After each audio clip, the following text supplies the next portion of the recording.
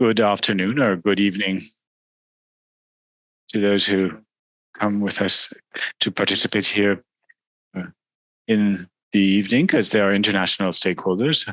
I'm going to try to speak as slowly as possible. My name is Pedro SELGI. I am the Regional Director of SARA. And I'm also up here with Laure, who is an engineer for the GENERGIES project. We look at the energy transition, and this is through the view, with the view from the viewpoint of our company, SARA. We've spoken about hydrogen quite a lot. Ludwig Osmar and other speakers have already spoken about this quite a lot. But when we talk about SARA, we're speaking about energy transition and also renewable hydrogen. We hope to be able to produce this hydrogen with the least or the lowest possible carbon imprint, which will be a low carbon hydrogen produced with less than 3 kilograms of CO2 emitted for the hydrogen, 1 kilogram of hydrogen produced. So we have a lot of issues in SARA, a lot of topics. We'll see what we're going through, what we're doing at our level. But when we talk about decarbonization, we talk about the need to electrify. But it's obvious that we cannot use electricity for everything, especially for some types of mobility. And here at SARA, we look at mobility in a holistic manner. So who are we? We are a major stakeholder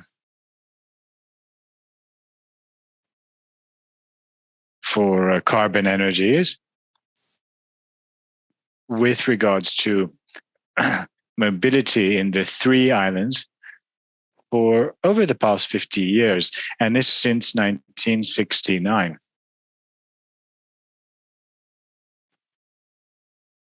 We are extremely committed to the reduction of CO2 emissions.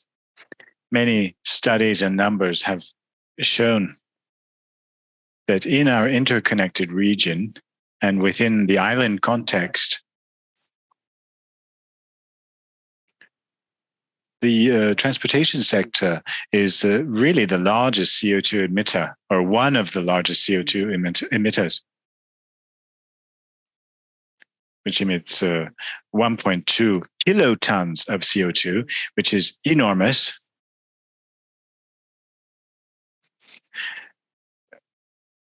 With a total of 2.3 kilotons of total emissions. So you can see it's a very substantial amount. So since 2015, SARA is really looking more and more at hydrogen. We are set up in 3 areas. There's a refinery in Martinique. It was one of the first projects that was put together called Cryogène. It was a 1 megawatt project for refinery. And since 2021, we have put together a roadmap with the hopes of putting together innovative solutions and to contribute to the emergence of carbon-free energy solutions, or at least lower carbon solutions. And this is one of the commitments that we have taken on within the context of this PPE.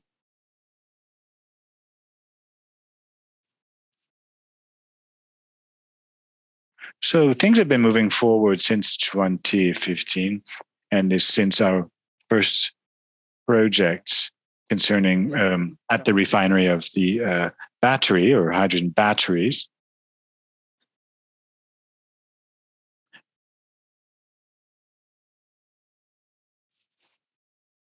In Guadeloupe, we worked upon the IG project, which we will talk about a bit later, so that we can take part in the MAGIC project. 5 partners, Farwin, the Guadeloupe port, the Martinique port, and the SARA, so us. and also United Caribbean, which is based in St. Lucia. It's an Interreg project. It allows us to look at the feasibility of putting together renewable energy cycles with energy produced by wind to stock it with, and then with hydrogen. And we think that we will be able to have a better look at this in 2025, 2026, possibly with a realization. We've also worked on another project, because I think what's really telling or interesting here when we work on this type of energy projects is to really put together pilot projects which show that there are possibilities. So there's a JARI project. This is something that was put in place at our JARI site. It was hooked up to the, it was put, actually we started it in March of 2023. It's a small pilot station which produces hydrogen, which is then used to fuel hydrogen cars or vehicles. We're very proud about the fact that we were able to do this. And then during the workshops that we put together with the ADEME, SELGI, and France Hydrogène, we were able to show the various stakeholders that it was possible and that there was a value chain for hydrogen in Guadeloupe. And the previous speaker spoke about this in depth, but I think it's really important to come together, bring the private and the public sectors together, and to move forward and to move to the next step, which is IG, Hydrogen for Green Islands, supported by GENERGIES and SARA. And this started in 2020, following a tender in that same year. So this project, which should be put online in 2025,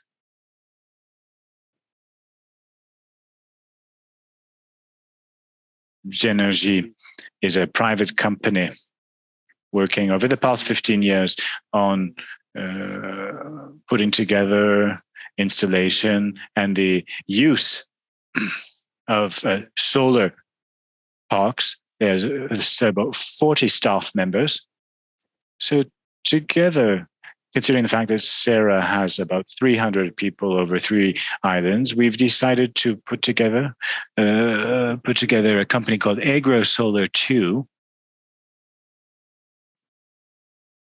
And so we sent in our proposal for the tender, and then we looked at how we can produce renewable green hydrogen on a site that's quite close to us, which could fuel 5 to 30 buses with hydrogen. So we talk about green, local hydrogen.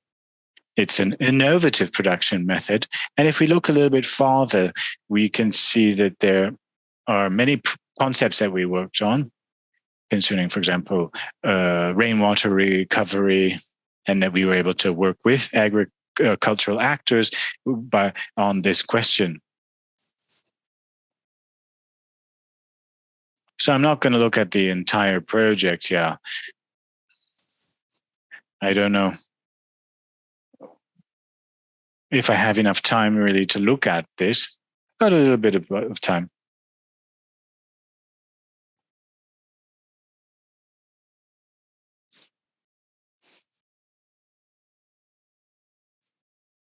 So it's a production of 1.2 megawatt and an electrolyzer, which could produce about 80 kilograms per day of hydrogen, with production about 30 to 150 tons per year, which may be able to fuel 5 to 30 buses, and a stockage possibility or capacity on site. At the same time, we could also recover rainwater, so 400 meters cubed of rainwater, and this is under our solar panels, and we will be able to do what's called revoltization. It is estimated to cost 10 million euros, and we will occupy a ground surface area of 1.6 hectares. So we're trying to recover as much as possible, talking about sun, rainwater, and that can be then injected into the electrolyzer and then stock this hydrogen, which can be distributed downstream. We're also talking about hydrogen production, which could be used also in the hospital or the medical area, and also for waste management. And we're going to then inject the surplus production into the energy network. And then we hope to be able to really also create agricultural land under the solar panels, which will allow us not to waste, quote unquote, land under these solar panels, which we could allow us to produce 50 tons of food goods per year. So it's a very virtuous cycle. Nothing's lost. And this type of project is very interesting for us. And it motivated us to work hand in hand with GENERGIES.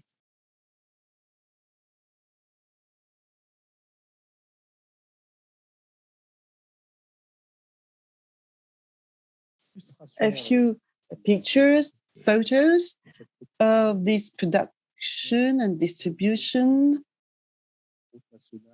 close to the national road, close to l'Alésade, facing Le Collin. For those of you who want to get an idea, you can see that we are not disturbing the environment too much. We have these photovoltaic panels, but there is still room to do something else. So we can have some storage. We can have the buses coming over.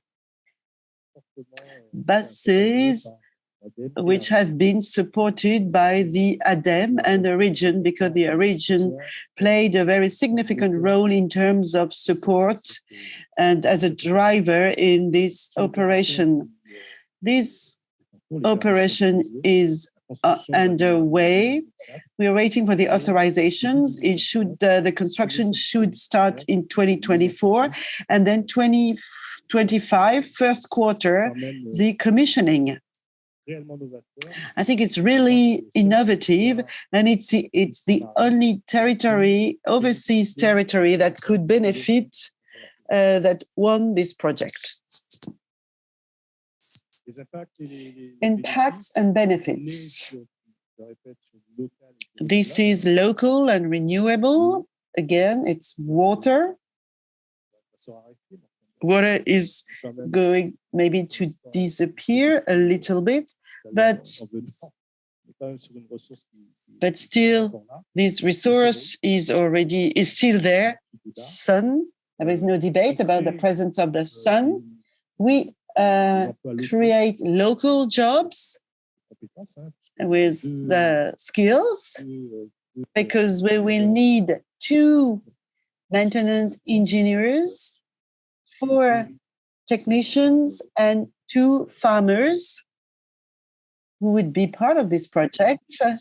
We are reducing the CO2 emissions, more than 100 tons of them. We are reinforcing the autonomous aspect of the energy, of the self-sufficiency of this territory, and we are introducing this first building block. It's a first milestone in the Caribbean-wide network. I think we're winning on all the aspects. I hope the construction will be carried on properly. It's one of the projects that we should develop. We are based and focused on production and energy self-sufficiency of the territory. And with RG, we have the right player, the right partner who is really competent on this project. Anyhow, there is always a financial aspect to remind the support from the state through the ADEME. This project benefited from 4 million euros. So this is a project we have to support. It's a different scale different from what is done in Europe, but we have to do that on our territories also. I thank you for your attention, and I'm available for any questions you may have.